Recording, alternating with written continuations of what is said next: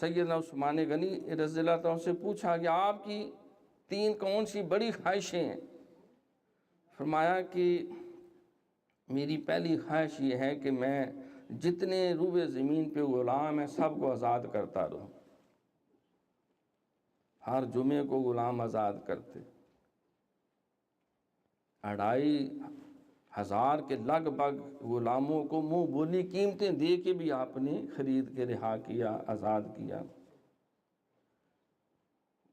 غلاموں کو رہا کرتا رہوں اور بھوکوں کو کھانے کھلاتا رہوں اور اللہ کا قرآن تلاوت کرتا رہوں۔ دعا کیسے پوری ہوئی؟ روزے سے ہیں، شہر مدینہ ہے اور قرآن کی تلاوت کر رہے ہیں، سورہ بقرہ پڑھ رہے ہیں، تو جب بلوائیوں نے آپ پہ وار کر کے آپ کو شہید کیا، سرکار نے فرمایا کہ اے عثمان آج کا روزہ حوض کوثر پہ ہمارے ساتھ افطار کرنا۔